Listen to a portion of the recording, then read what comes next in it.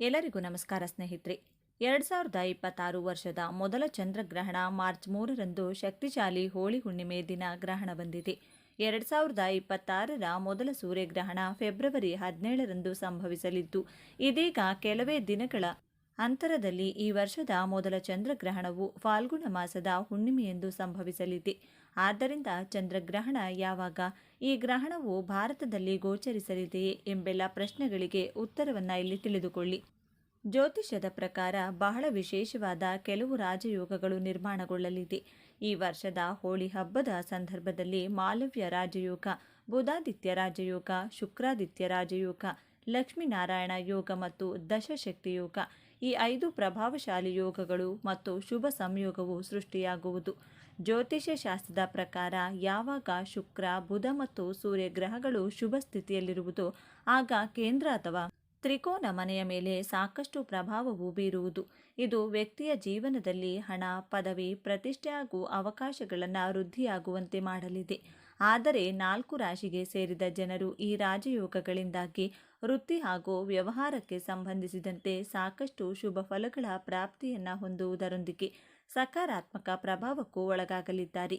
ಆದ್ದರಿಂದ ಆ 4 ಅದೃಷ್ಟಶಾಲಿ ರಾಶಿಗಳು ಯಾವುವು, ಆ ರಾಜಯೋಗಗಳಿಂದ ಯಾವ ರಾಶಿಯವರಿಗೆ ವಿಶೇಷವಾಗಿ ಅಪಾರ ಲಾಭ ದೊರಕುವುದು ಎನ್ನುವ ಬಗ್ಗೆ ಸಂಪೂರ್ಣ ಮಾಹಿತಿ ತಿಳಿಯಲು ಈ ವಿಡಿಯೋ ತಪ್ಪದೇ ಕೊನೆವರೆಗೂ ನೋಡಿ.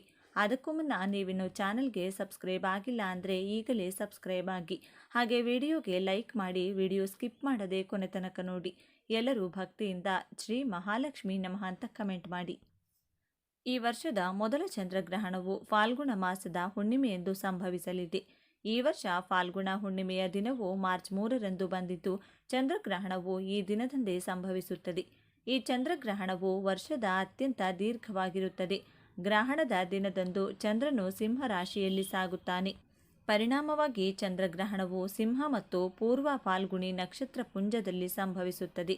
ಈ ಗ್ರಹಣವು ಭಾರತದಲ್ಲಿ ಗೋಚರಿಸುತ್ತದೆ. ಪರಿಣಾಮವಾಗಿ ಈ ಚಂದ್ರಗ್ರಹಣದ ಸೂತಕಾವಧಿಯು ಭಾರತದಲ್ಲಿಯೂ ಕಂಡುಬರುತ್ತದೆ. 2026ರ ಚಂದ್ರಗ್ರಹಣ ಸಮಯಗಳು: ಮಾರ್ಚ್ 3 ಮಂಗಳವಾರ ಮಧ್ಯಾಹ್ನ 3:20ಕ್ಕೆ ಚಂದ್ರಗ್ರಹಣ ಆರಂಭ, ಸಂಜೆ 6:47ಕ್ಕೆ ಕೊನೆಗೊಳ್ಳಲಿದೆ. ಈ ಚಂದ್ರಗ್ರಹಣದ ಅವಧಿ 3 ಗಂಟೆ 27 ನಿಮಿಷಗಳು. ಒಟ್ಟು ಚಂದ್ರಗ್ರಹಣವು ಸಂಜೆ 4:34ಕ್ಕೆ ಪ್ರಾರಂಭವಾಗುತ್ತದೆ. ಭಾರತದಲ್ಲಿ ಚಂದ್ರಗ್ರಹಣ: ಚಂದ್ರಗ್ರಹಣದ ದಿನದಂದು ಭಾರತದಲ್ಲಿ ಚಂದ್ರೋದಯ ಸಂಜೆ 6:22ಕ್ಕೆ ಸಂಭವಿಸುತ್ತದೆ. ಗ್ರಹಣವು ಸಂಜೆ 6:47ಕ್ಕೆ ಕೊನೆಗೊಳ್ಳುತ್ತದೆ. ಪರಿಣಾಮವಾಗಿ ಈ ಚಂದ್ರಗ್ರಹಣವು ಭಾರತದಲ್ಲಿ ಬಹಳ ಕಡಿಮೆ ಸಮಯದವರೆಗೆ ಗೋಚರಿಸುತ್ತದೆ. ಇದು ಸುಮಾರು 25 ನಿಮಿಷಗಳ ಕಾಲ ಇರುತ್ತದೆ. ಆದಾಗ್ಯೂ ಭಾರತದ ವಿವಿಧ ಭಾಗಗಳಲ್ಲಿ ಚಂದ್ರೋದಯದ ಸಮಯಗಳು ಬದಲಾಗಬಹುದು. ಆದ್ದರಿಂದ ಚಂದ್ರಗ್ರಹಣದ ಅವಧಿಯು ವಿವಿಧ ರಾಜ್ಯಗಳಲ್ಲಿನ ಚಂದ್ರೋದಯವನ್ನು ಅವಲಂಬಿಸಿ ಬದಲಾಗಬಹುದು. ಇನ್ನು ವೃಷಭ ರಾಶಿ: ವೃಷಭ ರಾಶಿಗೆ ಸೇರಿದ ಜನರಿಗೆ 5 ರಾಜಯೋಗಗಳ ನಿರ್ಮಾಣವು ಬಹಳಷ್ಟು ಲಾಭದಾಯಕವಾಗಿರುವುದು. ಏಕೆಂದರೆ ವೃಷಭ ರಾಶಿಯ ಅಧಿಪತಿಯು ಶುಕ್ರ ಗ್ರಹವಾಗಿದೆ ಮತ್ತು ಯಾವಾಗ ಶುಕ್ರ ಗ್ರಹವು ಶುಭ ಹಾಗೂ ಬಲವಾದ ಸ್ಥಾನದಲ್ಲಿರುವುದು, ಆಗ ಮಾಲವ್ಯ ರಾಜಯೋಗದ ನಿರ್ಮಾಣವಾಗುವುದು. ಇದರ ನೇರ ಪ್ರಭಾವವು ವೃಷಭ ರಾಶಿಗೆ ಸೇರಿದ ಜನರ ಮೇಲೆ ಸಾಕಷ್ಟು ಸಕಾರಾತ್ಮಕವಾಗಿರಲಿದೆ. ಹಾಗೆ ಕೇಂದ್ರ ಮನೆಯಲ್ಲಿ ಶುಕ್ರನ ಸಂಚಾರವು ವೃಷಭ ರಾಶಿಗೆ ಸೇರಿದ ಜನರ ಹಣ, ಭೌತಿಕ ಸುಖ ಮತ್ತು ವಿಲಾಸಕ್ಕೆ ಸಂಬಂಧಿಸಿದ ವಸ್ತುಗಳಲ್ಲಿ ವೃದ್ಧಿಯನ್ನು ಉಂಟು ಮಾಡುವ ಸಾಧ್ಯತೆ ಇದೆ. ಹಣದ ಮನೆಯಲ್ಲಿ ಗ್ರಹಗಳ ಶುಭ ದೃಷ್ಟಿಯಿಂದಾಗಿ ನೀವು ಕಳೆದು ಹೋದ ಹಣವನ್ನು ಈ ಅವಧಿಯಲ್ಲಿ ವಾಪಸ್ ಪಡೆಯುವಿರಿ ಮತ್ತು ವೃಷಭ ರಾಶಿಗೆ ಸೇರಿದ ಜನರ ಆದಾಯವನ್ನು ಹೆಚ್ಚಿಸಲು ಹೊಸ ಹೊಸ ಮಾರ್ಗಗಳು ಗೋಚರಿಸುವ ಯೋಗವು ದೊರಕುವುದು. ಈ ಸಂದರ್ಭದಲ್ಲಿ ವೃಷಭ ರಾಶಿಗೆ ಸೇರಿದ ಜನರ ಮನೆ ಮತ್ತು ವೈವಾಹಿಕ ಜೀವನದಲ್ಲಿ ಸಾಕಷ್ಟು ಸಾಮರಸ್ಯವಿರಲಿದೆ. ಜೊತೆಗೆ ವಿದೇಶ, ಆಸ್ತಿ ಅಥವಾ ವಾಹನಕ್ಕೆ ಸಂಬಂಧಿಸಿದಂಥ ನಿರ್ಧಾರವನ್ನು ತೆಗೆದುಕೊಳ್ಳಲು ಈ ಅವಧಿಯು ಸಾಕಷ್ಟು ಲಾಭದಾಯಕವಾಗಿರುವುದು. ಮಿಥುನ ರಾಶಿ: 5 ರಾಜಯೋಗಗಳ ನಿರ್ಮಾಣದಿಂದಾಗಿ ಮಿಥುನ ರಾಶಿಗೆ ಸೇರಿದ ಜನರಿಗೆ ಸಾಕಷ್ಟು ಸಕಾರಾತ್ಮಕ ಫಲಿತಾಂಶಗಳು ದೊರಕುವುದು. ಏಕೆಂದರೆ ಮಿಥುನ ರಾಶಿಯ ಅಧಿಪತಿಯು ಗ್ರಹಗಳ ರಾಜಕುಮಾರನಾದ ಬುಧನಾಗಿದ್ದಾನೆ ಮತ್ತು ಬುಧಾದಿತ್ಯ ಹಾಗೂ ಲಕ್ಷ್ಮೀನಾರಾಯಣ ಯೋಗದ ಪ್ರಭಾವದಿಂದಾಗಿ ಮಿಥುನ ರಾಶಿಗೆ ಸೇರಿದ ಜನರಿಗೆ ವಿಶೇಷವಾಗಿ ಅಪಾರ ಲಾಭ ದೊರಕುವುದು. ಇದರೊಂದಿಗೆ ಸೂರ್ಯ ಮತ್ತು ಬುಧನ ಸಂಯೋಗವು ಯಾವಾಗ ನಿಮ್ಮ ಕರ್ಮ ಅಥವಾ ಲಾಭದ ಮನೆಯ ಮೇಲೆ ಪ್ರಭಾವವನ್ನು ಬೀರುವುದು, ಇದು ವ್ಯಕ್ತಿಯ ಬುದ್ಧಿವಂತಿಕೆ, ಮಾತಿನ ಕೌಶಲ್ಯ ಮತ್ತು ನಿರ್ಧಾರವನ್ನು ತೆಗೆದುಕೊಳ್ಳುವ ಸಾಮರ್ಥ್ಯವನ್ನು ಇನ್ನಷ್ಟು ವೃದ್ಧಿಯಾಗುವಂತೆ ಮಾಡುವುದು. ಇದರಿಂದಾಗಿ ಕೆಲಸವನ್ನ ಮಾಡುವ ಮಿಥುನ ರಾಶಿಗೆ ಸೇರಿದ ಜನರಿಗೆ ಬಡ್ತಿ ದೊರಕಬಹುದು ಅಥವಾ ಹೊಸ ಜವಾಬ್ದಾರಿಗಳು ಲಭಿಸುವ ಸಾಧ್ಯತೆಯು ಹೆಚ್ಚಾಗಿರುವುದು. ಹಾಗೆ ವ್ಯಾಪಾರ ವ್ಯವಹಾರವನ್ನ ಮಾಡುವ ಈ ರಾಶಿಯವರಿಗೆ ಹೊಸ ಅವಕಾಶಗಳು ದೊರೆಯಬಹುದು. ಜೊತೆಗೆ ಪಾಲುದಾರಿಕೆಯಲ್ಲಿ ಕೆಲಸವನ್ನ ಮಾಡೋದ್ರಿಂದ ಅಪಾರ ಲಾಭ ದೊರಕುವ ಸಂಭವವಿದೆ. ಬುಧನು ಬಲವಾದ ಸ್ಥಾನದಲ್ಲಿ ಸಂಚಾರ ಮಾಡೋದ್ರಿಂದಾಗಿ ಮಿಥುನ ರಾಶಿಗೆ ಸೇರಿದ ಜನರು ಆರ್ಥಿಕ ವಿಚಾರಗಳಿಗೆ ಸಂಬಂಧಿಸಿದಂತೆ ಬಹಳಷ್ಟು ಸುಧಾರಣೆಯನ್ನು ಹೊಂದುವರು. ಇದರಿಂದಾಗಿ ನಿಮಗೆ ಅಪಾರ ಲಾಭ ದೊರಕುವುದರೊಂದಿಗೆ ಉಳಿತಾಯವನ್ನ ಮಾಡುವಲ್ಲಿ ಯಶಸ್ಸು ಗಳಿಸುವಿರಿ. ಸಿಂಹರಾಶಿ. ಸಿಂಹರಾಶಿಗೆ ಸೇರಿದ ಜನರಿಗೆ 5 ರಾಜಯೋಗಗಳ ನಿರ್ಮಾಣವು ಬಹಳಷ್ಟು ಅನುಕೂಲಕರವಾಗಿರುವುದು. ಏಕೆಂದರೆ ಸಿಂಹರಾಶಿಯ ಅಧಿಪತಿಯು ಗ್ರಹಗಳ ರಾಜನಾದ ಸೂರ್ಯನಾಗಿದ್ದಾನೆ ಮತ್ತು ಸೂರ್ಯನೊಂದಿಗೆ ಸಂಬಂಧಿಸಿರುವ ಬುಧಾದಿತ್ಯ ಮತ್ತು ಶುಕ್ರಾದಿತ್ಯ ರಾಜಯೋಗದ ನಿರ್ಮಾಣವು ಸಿಂಹರಾಶಿಗೆ ಸೇರಿದ ಜನರ ಪ್ರತಿಷ್ಠೆಯಲ್ಲಿ ಹೆಚ್ಚಳವನ್ನುಂಟು ಮಾಡುವ ಸಂಭವವು ಈ ಸಂದರ್ಭದಲ್ಲಿ ಹೆಚ್ಚಾಗಿರಲಿದೆ. ಯಾವಾಗ ಸೂರ್ಯನು ಕೇಂದ್ರ ಅಥವಾ 5ನೇ ಮನೆಯ ಮೇಲೆ ಪ್ರಭಾವವನ್ನು ಬೀರುವುದು, ಇದರಿಂದಾಗಿ ಸಿಂಹರಾಶಿಗೆ ಸೇರಿದ ಜನರ ಪದವಿ, ಪ್ರತಿಷ್ಠೆ ಮತ್ತು ನಾಯಕತ್ವದ ಸಾಮರ್ಥ್ಯದಲ್ಲಿ ಬಹಳಷ್ಟು ವೃದ್ಧಿಯಾಗಲಿದೆ. ಹಾಗೆ ಈ ಅವಧಿಯಲ್ಲಿ ಸರ್ಕಾರಕ್ಕೆ ಸಂಬಂಧಿಸಿದ ಕ್ಷೇತ್ರದಲ್ಲಿ ಕೆಲಸವನ್ನ ಮಾಡುವ ಸಿಂಹರಾಶಿಗೆ ಸೇರಿದ ಜನರಿಗೆ ವಿಶೇಷವಾಗಿ ಸಾಕಷ್ಟು ಯಶಸ್ಸು ದೊರಕುವುದು. ಹಾಗೆ ಸಮಾಜದ ಮೇಲೆ ಪ್ರಭಾವ ಮತ್ತು ಬಲವಾದ ಸ್ಥಾನವನ್ನು ಗಳಿಸಲು ಉತ್ತಮ ಅವಕಾಶಗಳು ದೊರೆಯಲಿದೆ. ಹಾಗೆ ಬಹಳ ಸಮಯದಿಂದ ಬಡ್ತಿ ಅಥವಾ ಗೌರವ, ಖ್ಯಾತಿಗಾಗಿ ಕಾಯುತ್ತಿರುವ ಸಿಂಹರಾಶಿಗೆ ಸೇರಿದ ಜನರಿಗೆ ಈ ಅವಧಿಯಲ್ಲಿ ಸಕಾರಾತ್ಮಕ ಸುದ್ದಿ ಲಭಿಸುವ ಸಂಭವವು ಹೆಚ್ಚಾಗಿರಲಿದೆ. ತುಲಾರಾಶಿ. 5 ರಾಜಯೋಗಗಳ ನಿರ್ಮಾಣದಿಂದಾಗಿ ತುಲಾರಾಶಿಗೆ ಸೇರಿದ ಜನರು ಶುಭ ದಿನಗಳ ಪ್ರಾರಂಭವು ಶೀಘ್ರದಲ್ಲಿ ಆಗುವುದು. ಏಕೆಂದರೆ ತುಲಾರಾಶಿಯ ಅಧಿಪತಿಯು ಶುಭ ಗ್ರಹವಾದ ಶುಕ್ರನಾಗಿದ್ದಾನೆ. ಹಾಗಾಗಿ ಮಾಲವ್ಯ ಮತ್ತು ಲಕ್ಷ್ಮೀನಾರಾಯಣ ಯೋಗವು ನಿಮ್ಮ ಮೇಲೆ ಹೆಚ್ಚಿನ ಪ್ರಭಾವವನ್ನು ಬೀರುವುದು. ಯಾವಾಗ ಶುಕ್ರ ಗ್ರಹವು ಕೇಂದ್ರ ಸ್ಥಾನದಲ್ಲಿ ಬಲವಾಗಿರುವುದು, ಆಗ ತುಲಾರಾಶಿಗೆ ಸೇರಿದ ಜನರು ಆರ್ಥಿಕ ಸ್ಥಿರತೆಯನ್ನು ಹೊಂದುವುದರೊಂದಿಗೆ ಸೌಂದರ್ಯ, ಕಲೆ ಹಾಗೂ ವಿಲಾಸಕ್ಕೆ ಸಂಬಂಧಿಸಿದ ಕ್ಷೇತ್ರಗಳಲ್ಲಿ ನಿಮಗೆ ವ್ಯಾಪಾರ ಯಶಸ್ಸು ದೊರಕುವುದು. ಜೊತೆಗೆ ಈ ಸಂದರ್ಭದಲ್ಲಿ ತುಲಾರಾಶಿಗೆ ಸೇರಿದ ಜನರ ವೈವಾಹಿಕ ಜೀವನದಲ್ಲಿ ಮಾಧುರ್ಯ ನೆಲೆಸುವುದು ಮತ್ತು ಸಂಬಂಧಗಳಲ್ಲಿ ಉತ್ತಮ ಸಾಮರಸ್ಯವನ್ನು ಕಾಯ್ದುಕೊಳ್ಳಲು ಸಾಧ್ಯವಾಗುವುದು. ಹಣದ ಮನೆಯ ಮೇಲೆ ಶುಭ ಪ್ರಭಾವವನ್ನು ಬೀರಲಿರುವ ಶುಕ್ರನಿಂದಾಗಿ ತುಲಾರಾಶಿಯವರ ಆದಾಯದಲ್ಲಿ ಬಹಳಷ್ಟು ವೃದ್ಧಿಯಾಗುವುದು ಮತ್ತು ಖರ್ಚುಗಳನ್ನು ನಿಯಂತ್ರಿಸುವ ಸಂಭವ ಎದುರಾಗಲಿದೆ. ಹಾಗೆ ವ್ಯಾಪಾರವನ್ನು ವಿಸ್ತರಿಸಲು ಅಥವಾ ಹೊಸ ಯೋಜನೆಯನ್ನು ಶುರು ಮಾಡಲು ತುಲಾರಾಶಿಯವರಿಗೆ ಇದು ಉತ್ತಮ ಸಮಯವಾಗಿರುವುದು. ಹೆಚ್ಚಿನ ಲಾಭವನ್ನು ಗಳಿಸುವ ಸಾಧ್ಯತೆ ಇರುವುದು. ಮೇಲೆ ಹೇಳಿರುವ 4 ರಾಶಿಗಳಾದ ಮಿಥುನ, ವೃಷಭ, ಸಿಂಹ ಮತ್ತು ತುಲಾ ರಾಶಿಗೆ ಸೇರಿದ ಜನರಲ್ಲಿ ನಿಮ್ಮ ರಾಶಿಯು ಒಂದಾಗಿದ್ದರೆ ಈ ವರ್ಷದ ಹೋಳಿ ಹಬ್ಬದ ಸಂದರ್ಭದಲ್ಲಿ ಮಾಲವ್ಯ ರಾಜಯೋಗದೊಂದಿಗೆ 5 ಶುಭ ರಾಜಯೋಗಗಳ ಸೃಷ್ಟಿಯಿಂದಾಗಿ ನೀವು ವೃತ್ತಿ ಹಾಗೂ ವ್ಯವಹಾರಕ್ಕೆ ಸಂಬಂಧಿಸಿದಂತೆ ಸಾಕಷ್ಟು ಪ್ರಗತಿಯನ್ನು ಪಡೆಯುವುದರೊಂದಿಗೆ ಸುಖಮಯವಾದ ಜೀವನವನ್ನು ನಡೆಸುವ ಅವಕಾಶ ದೊರೆಯಲಿದೆ. 2026ರ ಗ್ರಹಣದ ದಿನ ನಾವು ಏನು ಮಾಡಬಾರದು? ಗ್ರಹಣದ ಸಮಯದಲ್ಲಿ ದೇವರ ವಿಗ್ರಹಗಳನ್ನು, ಫೋಟೋಗಳನ್ನು ಸ್ಪರ್ಶಿಸಬಾರದು. ಗ್ರಹಣದ ಸಮಯದಲ್ಲಿ ಆಹಾರವನ್ನು ಬೇಯಿಸುವುದು, ತಿನ್ನುವುದು ಶುಭವಲ್ಲ. ಆದರೆ ಮಕ್ಕಳು, ರೋಗಿಗಳು, ವೃದ್ಧರು ಆಹಾರವನ್ನು ಸೇವಿಸಬಹುದು. ಗ್ರಹಣದ ಸಮಯದಲ್ಲಿ ದೈಹಿಕ ಸಂಬಂಧ ಹೊಂದುವುದನ್ನು ತಪ್ಪಿಸಬೇಕು. ಗ್ರಹಣದ ಸಮಯದಲ್ಲಿ ದೇಹಕ್ಕೆ ಎಣ್ಣೆಯನ್ನು ಹಚ್ಚಿಕೊಳ್ಳಬಾರದು. ಗ್ರಹಣದ ಸಮಯದಲ್ಲಿ ಚಾಕು, ಕತ್ತರಿ, ಸೂಜಿ ಮತ್ತು ದಾರಕ್ಕೆ ಸಂಬಂಧಿಸಿದ ಯಾವುದೇ ಕೆಲಸವನ್ನು ಮಾಡಬಾರದು.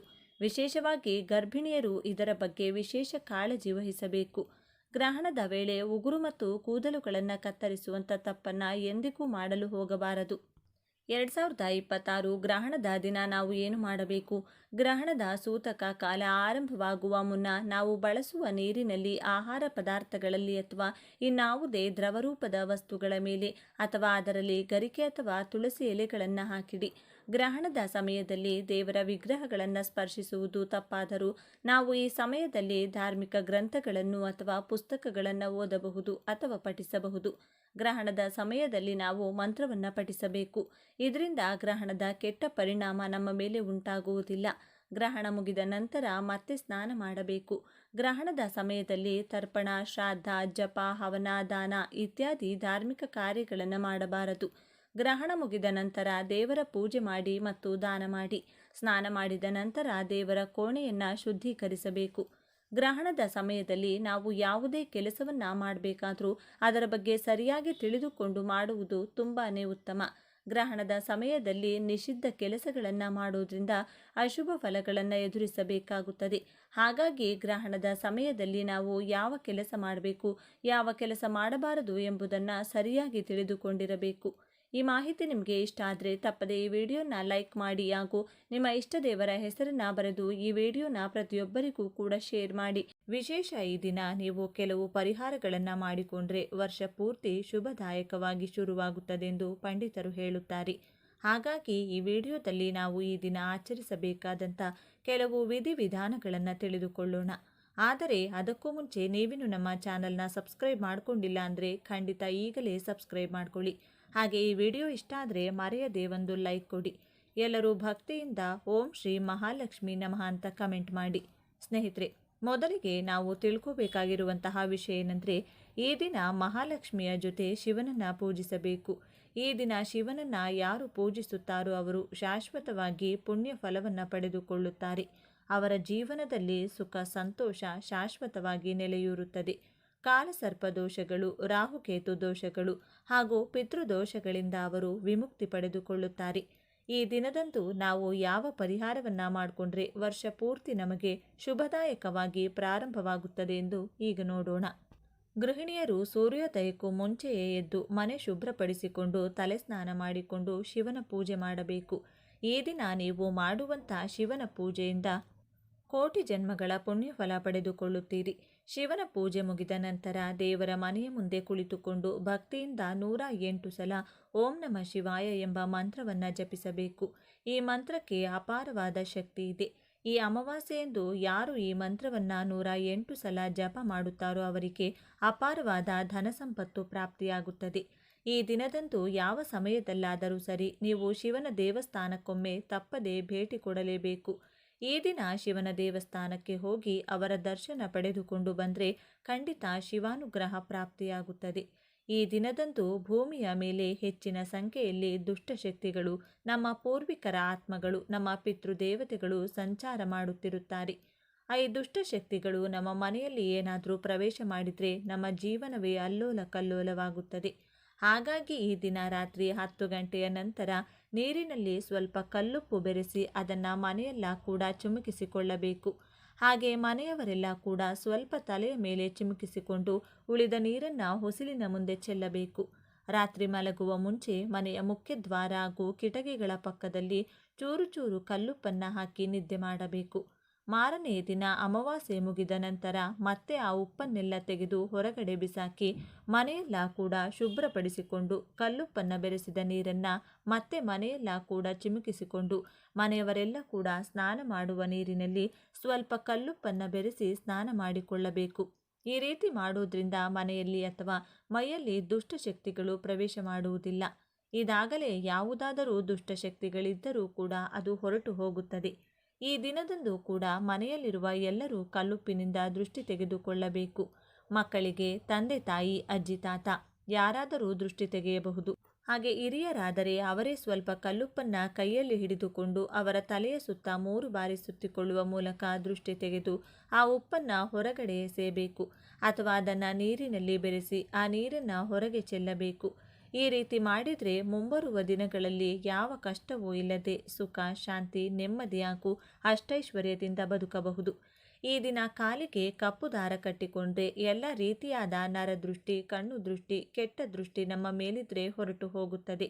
ತಪ್ಪದೆ ಸಂಜೆ ಹೊಸ್ತಿಲಿನ ಮುಂದೆ 2 ದೀಪಗಳನ್ನು ಹಚ್ಚಬೇಕು. ಈ ರೀತಿ ಮಾಡುವ ಮೂಲಕ ನಮ್ಮ ಎಲ್ಲ ಕಷ್ಟಗಳನ್ನು ಆ ಪರಮೇಶ್ವರ ದೂರ ಮಾಡುತ್ತಾರೆ. ಸ್ವಸ್ತಿಕ್ ಚಿಹ್ನೆಯಲ್ಲಿ ಮುಕ್ಕೋಟಿ ದೇವತೆಗಳು ವಾಸವಿರುತ್ತಾರೆಂದು ಹೇಳುತ್ತಾರೆ. ಹಾಗಾಗಿ ನಿಮ್ಮ ಮನೆಯ ಸಿಂಹದ್ವಾರದ ಮೇಲೆ ಸ್ವಸ್ತಿಕ್ ಚಿಹ್ನೆಯನ್ನು ಅರಿಶಿನದಿಂದ ಬಿಡಿಸಿ ಮಧ್ಯದಲ್ಲೊಂದು ಕುಂಕುಮದ ಬೊಟ್ಟನ್ನು ಇಡಬೇಕು. ಯಾರ ಮನೆ ಬಾಗಿಲಿನ ಮೇಲೆ ಸ್ವಸ್ತಿಕ್ ಚಿಹ್ನೆ ಇರುತ್ತದೋ ಅವರ ಮನೆಯೊಳಗೆ ಲಕ್ಷ್ಮೀದೇವಿ ಪ್ರವೇಶ ಮಾಡುತ್ತಾರೆ ಎಂದು ಪಂಡಿತರು ಹೇಳುತ್ತಾರೆ. ಲಕ್ಷ್ಮೀದೇವಿ ಇರುವಂತಹ ಮನೆ ಸುಖ, ಶಾಂತಿ, ಸಂತೋಷ, ನೆಮ್ಮದಿ, ಆರೋಗ್ಯ ಹಾಗೂ ಐಶ್ವರ್ಯದಿಂದ ತಾಂಡವವಾಡುತ್ತದೆ ಎಂದು ಮಹಾಲಕ್ಷ್ಮಿಯನ್ನು ಪೂಜಿಸುವುದು ವಾಡಿಕೆ. ಹಾಗಾಗಿ ಈ ದಿನ ಮಹಾಲಕ್ಷ್ಮಿ ಸ್ವರೂಪವಾದ ಕಲ್ಲುಪ್ಪನ್ನು ಕೊಂಡುಕೊಂಡು ಮನೆಗೆ ತಂದರೆ ಕಲ್ಲುಪ್ಪಿನ ಜೊತೆ ಮಹಾಲಕ್ಷ್ಮಿ ಕೂಡ ನಿಮ್ಮ ಮನೆಗೆ ಬರುತ್ತಾಳೆ. ಇದರಿಂದ ವಿಪರೀತವಾದ ಧನಲಾಭ ಉಂಟಾಗುತ್ತದೆ. ಈ ದಿನ ಸಂಜೆ ಒಂದು ಚಿಕ್ಕ ಗಾಜು ಬಟ್ಟಲಿನಲ್ಲಿ ಅಥವಾ ಲೋಟದಲ್ಲಿ ಕಲ್ಲುಪ್ಪನ್ನು ಹಾಕಿ ದೇವರ ಮನೆಯಲ್ಲಿಟ್ಟು ಪೂಜೆ ಮಾಡಬೇಕು. ಈ ರೀತಿ ಮಾಡೋದ್ರಿಂದ ಮನೆಯಲ್ಲಿರುವ ದರಿದ್ರ ದೇವತೆ ಹೊರಟು ಹೋಗಿ ಮುಕ್ಕೋಟಿ ದೇವತೆಗಳು ನಿಮ್ಮ ಮನೆಯೊಳಗೆ ಹೆಜ್ಜೆ ಇಡುತ್ತಾರೆ. ಈ ದಿನ ಅಪ್ಪಿತಪ್ಪಿಯೂ ಯಾರಿಗೂ ಹಣ ಕೊಡಬೇಡಿ. ಹಾಗೆಯೇ ಎಂಥ ಪರಿಸ್ಥಿತಿಯಲ್ಲೂ ಹಗಲು ಹೊತ್ತಿನಲ್ಲಿ ನಿದ್ದೆ ಮಾಡಬೇಡಿ. ಬೂದುಗುಂಬಳಕಾಯಿಯನ್ನು ಲಕ್ಷ್ಮಿ ಸ್ವರೂಪದಂತೆ ಭಾವಿಸುತ್ತಾರೆ. ಹಾಗಾಗಿ ಒಂದು ಬೂದು ಕುಂಬಳಕಾಯಿ ತಂದು ನಿಮ್ಮ ಮನೆಯ ಬಾಗಿಲಿಗೆ ಕಟ್ಟಿಬಿಡಿ. ಕುಂಬಳಕಾಯಿ ಮನೆ ಮುಂದೆ ಕಟ್ಟಿಕೊಂಡ್ರೆ ಮನೆಯಲ್ಲಿರುವಂತಹ ದರಿದ್ರ ಎಲ್ಲ ಹೊರಟು ಹೋಗಿ ಧನಲಕ್ಷ್ಮಿ ತಾಂಡವವಾಡುತ್ತಾಳೆ. ಕುಂಬಳಕಾಯಿ ಕಟ್ಟಲು ಸಾಧ್ಯವಾಗದವರು ಅಲೋವೆರಾ ಗಿಡವನ್ನು ಕೂಡ ಕಟ್ಟಬಹುದು. ಅಪ್ಪಿತಪ್ಪಿಯೂ ಕಪ್ಪು ಬಟ್ಟೆಗಳನ್ನು ಮನೆಯಲ್ಲಿ ಯಾರೂ ಕೂಡ ಹಾಕಿಕೊಳ್ಳಬೇಡಿ. ಹಾಗೆ ಗೃಹಿಣಿಯರು, ಹೆಣ್ಣು ಮಕ್ಕಳು ಯಾರೇ ಆಗಲಿ ಕೂದಲು ಹರಿಬಿಟ್ಟುಕೊಂಡು ಹೊರಗಡೆ ಓಡಾಡಬಾರದು. ಈ ರೀತಿ ಕೂದಲು ಬಿಟ್ಟುಕೊಂಡು ಹೊರಗಡೆ ಓಡಾಡಿದರೆ ಖಂಡಿತ ದುಷ್ಟಶಕ್ತಿಗಳು ನಿಮ್ಮನ್ನು ಹಿಂಬಾಲಿಸಿಕೊಂಡು ಬರುತ್ತದೆ. ಈ ದಿನ ರಾತ್ರಿ ಉಪವಾಸ ಇದ್ದರೆ ಒಳ್ಳೆಯದು. ಉಪವಾಸ ಇರಲು ಸಾಧ್ಯವಾಗದವರು ಕನಿಷ್ಠ ಪಕ್ಷ ಮೊಸರು ಹಾಗೂ ಉಪ್ಪು ಬೆರೆಸಿದಂಥ ಪದಾರ್ಥವನ್ನು ತಿನ್ನಬಾರದು. ಈ ದಿನದಂದು ಪೊರಕೆ ಕೊಂಡುಕೊಳ್ಳಬಾರದು. ಪೊರಕೆ ಕೊಂಡುಕೊಂಡ್ರೆ ಲಕ್ಷ್ಮೀ ದೇವಿಯ ಆಗ್ರಹಕ್ಕೆ ಗುರಿಯಾಗುತ್ತೀರಿ. ಇದರಿಂದ ನಿಮ್ಮ ಆದಾಯ ದಿನೇ ದಿನೇ ಕಡಿಮೆಯಾಗುತ್ತದೆ. ಈ ದಿನ ಪ್ರತಿಯೊಬ್ಬರೂ ಕೂಡ ಖಂಡಿತವಾಗಿಯೂ ತಲೆ ಸ್ನಾನ ಮಾಡಿಕೊಳ್ಳಬೇಕು. ತಲೆ ಸ್ನಾನ ಮಾಡಿಕೊಂಡ್ರೆ ನಮ್ಮ ಜಾತಕದಲ್ಲಿರುವ ಎಲ್ಲ ದೋಷಗಳು ಕೂಡ ನಿವಾರಣೆಯಾಗುತ್ತೆ. ಒಂದು ವೇಳೆ ತಲೆ ಸ್ನಾನ ಮಾಡದೆ ಹೋದರೆ ಖಂಡಿತ ದರಿದ್ರ ನಮ್ಮನ್ನು ಬಿಟ್ಟು ಹೋಗಲ್ಲ. ಅಪ್ಪಿತಪ್ಪಿಯೂ ತಲೆಗೆ ಎಣ್ಣೆ ಹಚ್ಚಿಕೊಳ್ಳಬಾರದು. ಕೆಲವರು ಮಾಂಸಾಹಾರ ತಿನ್ನುತ್ತಾರೆ, ಆದರೆ ಅಪ್ಪಿತಪ್ಪಿಯೂ ಮಾಂಸಾಹಾರವನ್ನು ಮುಟ್ಟಬಾರದು. ಮಾಂಸಾಹಾರ ತಿನ್ನುವುದರಿಂದ ಜೀವನದಲ್ಲಿ ಸುಖ ಸುಮ್ಮನೆ ಕಷ್ಟಗಳು ಶುರುವಾಗುತ್ತದೆ. ಪೂಜಾ ಸಾಮಗ್ರಿಗಳನ್ನು ಕೊಂಡುಕೊಳ್ಳಬಾರದು. ಮುಖ್ಯವಾಗಿ ಅಕ್ಕಿ ಹಿಟ್ಟು, ಅಕ್ಕಿ ನುಚ್ಚು, ಗೋಧಿ ನುಚ್ಚು, ಗೋಧಿ ಹಿಟ್ಟನ್ನಂತೂ ಕೊಂಡುಕೊಳ್ಳಲೇಬಾರದು. ಈ ದಿನ ತುಳಸಿ ಎಲೆಗಳನ್ನು ಕೀಳಬಾರದು. ಯಾವ ರೀತಿಯಾಗಿ ಶುಭ ಕಾರ್ಯಗಳನ್ನು ಮಾಡಬಾರದು. ಈ ದಿನ ತಪ್ಪದೆ ಪ್ರತಿಯೊಬ್ಬರೂ ಚಂದ್ರನ ದರ್ಶನವನ್ನು ಪಡೆದುಕೊಳ್ಳಬೇಕು. ಪರಮೇಶ್ವರನ ತಲೆಯ ಮೇಲಿರುವ ಅದೃಷ್ಟ ಚಂದ್ರನದು. ತಲೆಯ ಮೇಲೆ ಚಂದ್ರ ಇರುವ ಕಾರಣ ಶಿವನನ್ನು ಸೋಮೇಶ್ವರ ಎಂದು ಕರೆಯುತ್ತಾರೆ. ಈ ದಿನ ಯಾರು ಚಂದ್ರನ ದರ್ಶನ ಪಡೆದುಕೊಂಡು ಅವರಿಗೆ ನಮಸ್ಕಾರ ಮಾಡುತ್ತಾರೋ ಅಂಥವರಿಗೆ ಎಷ್ಟೋ ಜನ್ಮಗಳ ಅದೃಷ್ಟ ಉಂಟಾಗುತ್ತದೆ. ಕೆಲ ತಲೆಮಾರುಗಳವರೆಗೂ ಕರಗದಂತಹ ಐಶ್ವರ್ಯ ಪ್ರಾಪ್ತಿಯಾಗುತ್ತದೆ. ಈ ದಿನ ಶಿವಲಿಂಗಕ್ಕೆ ಪಂಚಾಮೃತದ ಅಭಿಷೇಕವಾಗಲಿ, ಎಳನೀರಿನ ಅಭಿಷೇಕವಾಗಲಿ ಅಥವಾ ಬರೀ ನೀರಿನಿಂದ ಅಭಿಷೇಕವಾಗಲಿ ಮಾಡಿದರೆ ವಿಶೇಷವಾದ ಫಲ ಪಡೆದುಕೊಳ್ಳುತ್ತೀರಿ. ಇದರಿಂದ ಸಂಪೂರ್ಣವಾದ ಆರೋಗ್ಯ ಹಾಗೂ ಸಿರಿ ಸಂಪತ್ತು ಪ್ರಾಪ್ತಿಯಾಗುತ್ತದೆ. ಈ ದಿನ ಉಪವಾಸ ಇದ್ದರೆ ಬೇಡಿದ ಎಲ್ಲ ಕೋರಿಕೆಗಳು ಬೇಗನೆ ಈಡೇರುತ್ತದೆ. ತಲೆಸ್ನಾನ ಮಾಡಿಕೊಂಡ ನಂತರ ಅರಳಿ ಮರಕ್ಕೆ ನೀರು ಹಾಕಿ ಬಂದರೆ ತುಂಬ ಒಳ್ಳೆಯದು. ಈ ರೀತಿ ಮಾಡಿದರೆ ಪಿತೃದೋಷ ನಿವಾರಣೆಯಾಗುತ್ತದೆ. ಯಾರ ಜಾತಕದಲ್ಲಿ ಪಿತೃದೋಷ ಇರುತ್ತೋ ಅಂಥವರು ಅನೇಕ ರೀತಿಯಾದ ಕಷ್ಟಗಳನ್ನು ಅನುಭವಿಸುತ್ತಿರುತ್ತಾರೆ.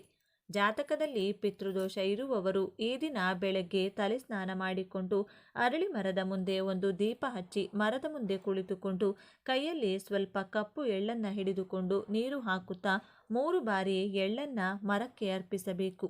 ಬಳಿಕ ಮರದ ಸುತ್ತಲೂ 7 ಪ್ರದಕ್ಷಿಣೆ ಹಾಕಿ ನಮಸ್ಕಾರ ಮಾಡಿಕೊಂಡು ಬಂದರೆ ಪಿತೃದೋಷದ ಜೊತೆ ಎಲ್ಲ ರೀತಿಯ ದೋಷಗಳು ಕೂಡ ಹೊರಟು ಹೋಗುತ್ತದೆ. ಈ ದಿನ ಅರಳಿ ಮರದಲ್ಲಿ ನಮ್ಮ ಪೂರ್ವಿಕರು ವಾಸವಿರುತ್ತಾರೆ ಎಂದು ನಮ್ಮ ಶಾಸ್ತ್ರಗಳು ಹೇಳುತ್ತವೆ. ಹಾಗಾಗಿ ಈ ರೀತಿ ಅರಳಿ ಮರಕ್ಕೆ ಸಮರ್ಪಿಸಿ ಪೂಜೆ ಮಾಡಿ ಪ್ರದಕ್ಷಿಣೆ ಹಾಕೋದ್ರಿಂದ ಮುಕ್ಕೋಟಿ ದೇವತೆಗಳ ಆಶೀರ್ವಾದದ ಜೊತೆಗೆ ನಮ್ಮ ಪೂರ್ವಿಕರ ಆಶೀರ್ವಾದ ಕೂಡ ಪಡೆದುಕೊಳ್ಳಬಹುದು. ಈ ವಿಡಿಯೋ ನಿಮಗೆ ಇಷ್ಟ ಆದರೆ ಲೈಕ್ ಮಾಡಿ, ಶೇರ್ ಮಾಡಿ. ಇಂಥ ಹೆಚ್ಚಿನ ಉತ್ತಮ ಮಾಹಿತಿಗಳಿಗಾಗಿ ತಪ್ಪದೇ ನಮ್ಮ ಚಾನಲ್ನ ಸಬ್ಸ್ಕ್ರೈಬ್ ಮಾಡಿಕೊಳ್ಳಿ. ನಾಳೆ ಮತ್ತೊಂದು ವಿಡಿಯೋದೊಂದಿಗೆ ಪುನಃ ಭೇಟಿಯಾಗೋಣ. ಧನ್ಯವಾದಗಳು.